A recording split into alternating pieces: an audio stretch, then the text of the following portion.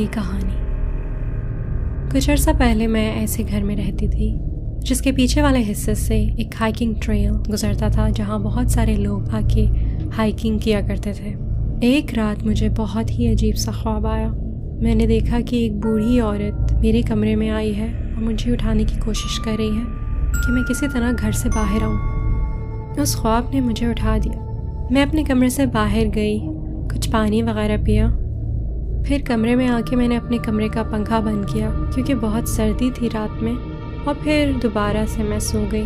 मगर अजीब बात ये थी कि दोबारा वही बूढ़ी औरत मेरे ख्वाब में आई और बहुत प्यार से मुझे कहने लगी कि अपने घर से बाहर जाओ, उठो, अपने घर से बाहर जाओ। मैं ख्वाब में मुसलसल उसे यही कहे जा रही थी कि मुझे बाहर नहीं जाना, बाहर बहुत सर्दी है, पर वो कांस्टेंट मुझे प्यार से यही कहे जा रही थी कि नहीं, तुम्हें बाहर जाना है, बाहर जाके देखो।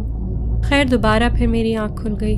जब मेरी आँख खुली तो मैंने देखा कि कमरे का पंखा फिर से खुला था। मुझे लगा शायद मैं नींद में पंखा बंद करना भूल गई, या शायद पंखे का बटन स्टक हो गया तो इस वजह से वो दोबारा खुल गया। खैर मैंने पंखा दोबारा बंद किया और बिस्तर पे आके दोबारा सो गई। इस बार फिर मुझे वही बूढ़ी औरत दोबारा ख्वाब में नज़र आई। फ़र्क सिर्फ इतना था कि वो पहले से भी ज़्यादा बूढ़ी लग रही थी और काफ़ी गुस्से में भी थी। वो बुरी तरह ख्वाब में मुझ पे चिल्ला रही थी, उठो, अपने घर से बाहर जाओ, बाहर निकलो, बाहर जाके देखो। फिर मैं ख्वाब ही में उठी और उसका पीछा करने लगी।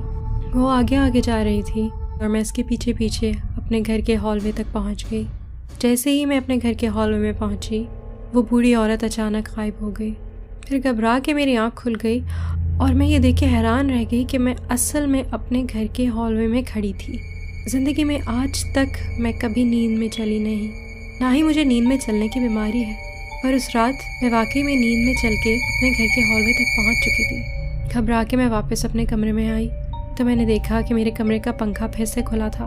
घबराहट के मारे मैं पूरी पसीनों में भरी हुई थी। अपने आप को थोड़ा काम डाउन करने के लिए मैं किचन में गई और कुछ खाने की चीज़ बना के अपने लिए लाई और कुछ घंटे बैठ के मैंने टीवी देखा ताकि मैं इस वाक़े को भुला सकूं।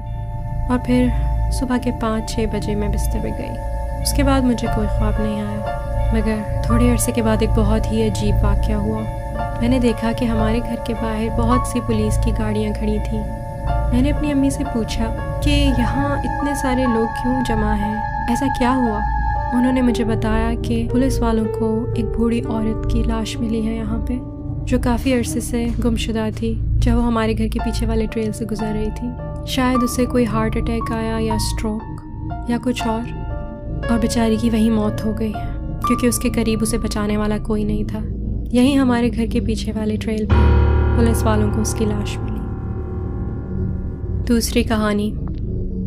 जब मैं 18 साल की थी तो मुझे स्केरी मूवीज़, हॉरर स्टोरीज़ बहुत पसंद थी। हमेशा मेरे अंदर एक ख्वाहिश रहती थी कि मैं कोई हॉरर एक्सपीरियंस करूं या कोई ऐसी चीज़ देखूं जो हॉन्टेड हो। इसीलिए मैंने अपने सब दोस्तों के साथ मिलकर प्लान बनाया कि हमें किसी ऐसी जगह जाना चाहिए जहाँ पे ऐसा कोई वाक़या हुआ है। अपनी गर्मियों की छुट्टियों में मैं हॉन्टेड जगहों के बारे में रिसर्च करने लगी। एक जगह मुझे बहुत ही एक्साइटिंग लगी, उसका नाम था sweet hollow road in long island. उस जगह के बारे में काफ़ी अर्बन लेजेंड्स मशहूर हैं और उन सभी लेजेंड्स का ताल्लुक उस जगह के एक ख़ास ब्रिज से है, और ये कहा जाता है कि वहाँ बहुत सारे बच्चों की मौत हुई थी। पर आज तक किसी को ये रीज़न नहीं पता चला कि उन डेथ्स के पीछे असल वजह क्या थी।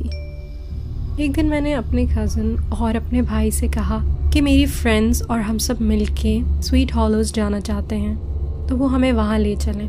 वो दोनों भी हॉरर चीज़ों के बहुत ज़्यादा शौकीन हैं और मेरे भाई को नया नया गाड़ी का लाइसेंस मिला था। वो दोनों भी खुशी से तैयार हो गए हमें वहाँ ले जाने के लिए। मेरी अम्मी थोड़ा घबरा रही थी और वो नहीं चाहती थी कि हम सब अकेले बच्चे इस तरह ऐसी जगह पर जाएं, तो उन्होंने कहा कि एक शर्त पे तुम लोग जा सकते हो कि मैं भी तुम लोगों के साथ चलूँगी। खैर हमने उन्हें भी साथ ले लिया।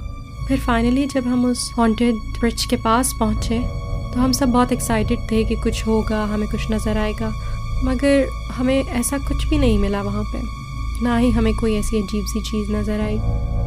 तो सिर्फ एक ही अजीब वाक़या हमारे साथ ये हुआ कि जब हम उस रोड पे पहुँचे जो कि ब्रिज के पास था, वो बहुत ही जिग-जैग शेप का था। उस रोड पे जब हमारी गाड़ी गुजर रही थी तो हमारी गाड़ी की टक्कर एक दरख्त से होते होते बची। खैर हम सब ने सोचा कि हमारा ये ट्रिप तो बस ऐसे ही वेस्ट गया, मगर फिर एक बहुत ही अजीब वाक़या हुआ हम सब के साथ। अगले रोज़ जब हम सब सुबह उठे तो मेरी अम्मी ने हमें बताया कि सारी रात उन्हें ऐसा लगा है कि जैसे बिस्तर के नीचे से उन्हें कोई देख रहा था। और दूसरी तरफ हम सारी फ्रेंड्स को, इंक्लूडिंग मेरे भाई और मेरे कज़न को, एक छोटा सा बच्चा ख्वाब में आया जिसकी आंखें बिल्कुल काली थी और रंग बिल्कुल पीला जर्द, पर हम में से किसी को भी उसका चेहरा याद नहीं। आज भी जब हम उस वाक़े के बारे में सोचते हैं तो हम सबको यही महसूस होता है कि जो बच्चा हम सब ने उस रात ख्वाब में देखा, वो बच्चा ज़रूर उन्हीं बच्चों में से होगा जिनकी उस ब्रिज पे मौत हुई थी। तीसरी कहानी। एक रात मैंने अपनी तमाम दोस्तों के साथ नाइट स्पेंड करने का प्लान बनाया। उस रात हम सब बहुत देर तक बातें करते रहे और काफ़ी लेट सोए। उस रात 3 बजे अचानक मेरी आँख खुली और मैंने सुना कि किचन में से दराज़ें खुलने बंद होने की और कैबिनेट्स ज़ोर ज़ोर से बंद होने की आवाज़ें आ रही हैं। वो आवाज़ें इतनी ऊंची थी कि मैंने चाहा कि मैं जाके किचन में देखूं कि ऐसा क्या हो रहा है। फिर मैं उठ के किचन में गई। जब मैं किचन में पहुंची तो मैंने देखा कि वहाँ कुछ भी नहीं था, सब कुछ क्वाइट था और किचन कैबिनेट्स की सारी दराज़ें और दरवाजे बंद थे। खैर मैंने सोचा कि ये शायद मेरा वहम होगा, तो मैं आके बिस्तर पे दोबारा लेट गई। जब अगले दिन सुबह मेरी आँख खुली तो मैंने देखा कि मेरी एक दोस्त बहुत अपसेट थी और बहुत ज़ोर ज़ोर से रो रही थी। मैं उसके पास गई और मैंने उससे पूछा कि तुम क्यों रो रही हो, ऐसा क्या हुआ। वो मुझे कहने लगी कि रात में अचानक मेरी आँख खुली और मुझे साफ साफ लोगों की बातें करने की आवाज़ें आ रही थी और वो आवाज़ें किचन से आ रही थी, ऐसे जैसे कुछ लोग आपस में बातें कर रहे हों कि अब हमारी यहाँ ज़रूरत नहीं है, अब हम इनकी ज़िंदगियों में चले जाएंगे और इनकी ज़िंदगियाँ हमारी ज़िंदगी बन जाएंगी। मैंने जैसे ही ये बात सुनी तो मैंने उससे शेयर किया कि मेरे साथ रात में क्या हुआ था। मैंने भी किचन से दराज़े बंद होने की और कैबिनेट्स बंद होने की आवाज़ें सुनी थी। आज भी जब मुझे और मेरी दोस्तों को ये वाक़या याद आ जाता है तो हम बहुत बुरी तरह डर जाते हैं कि वो कौन थे और ऐसा क्यों कह रहे थे। अगर आपको मेरी आवाज़ में कहानियाँ सुनना पसंद है तो प्लीज़ मेरा चैनल सब्सक्राइब कीजिए और लाइक कीजिए ताकि मैं ये चैनल मज़ीद कंटिन्यू कर सकूं।